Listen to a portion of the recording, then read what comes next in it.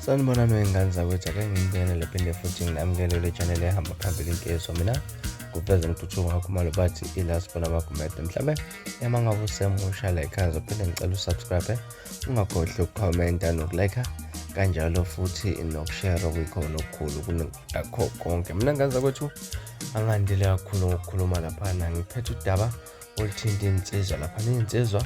embili lapha nezibanga ke igama leLEBE lapha insizwa ke uquality umfowabo Biyela kanjalo noKhuzani umfowabo sekune video ke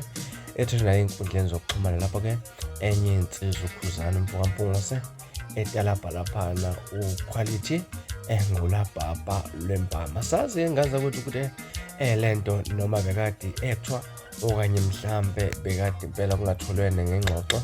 ngase kuphoqa ukuthi kusebenza ke inkonzo yesandla lapha kodwa okungixaka kakhulu kunako konke ukuthi le video ifake lapha uyena uquality ekhasini lakhe ku TikTok lapha wasebhala umbhalo uthi ke kaze ngajumeka kodwa ke ngiba ngililembe engizokwenza ukhalipha ubhala kanjalo ke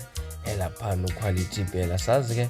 noma echaza khona ukuthi uzoziphindisela lo ingane zakwethu ke angandile kakhulu mina iyona le video ibonayo lapha ke njengoba idlala lapha angeze ukuyidedela iyodwa ngizolokhu ngiyifaka nje kanjena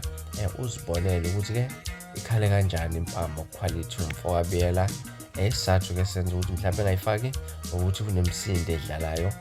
lapha ke kuziyona umsindo ezosibangela ukukhuluma kakhulu lapha nokuthinta ingoma zabaculi lapha ingoma ke ezama artist. Mhlawumbe uthino lakho ukuvo ngalolu daba ake sivele hlala lapha na comment section ungixoxele kabanzi ukuthi wena uthino lakho ukuvo ngalolu daba. Mina ngaza ukuthi ngilasibone sengiphamba nje ngiyethembisa ukuthi uyabuya futhi ezinye izindaba ezilandelayo kwivideo elandelayo kwakho ukusubscribe noma nosuku olumnandi ngithanda kakhulu.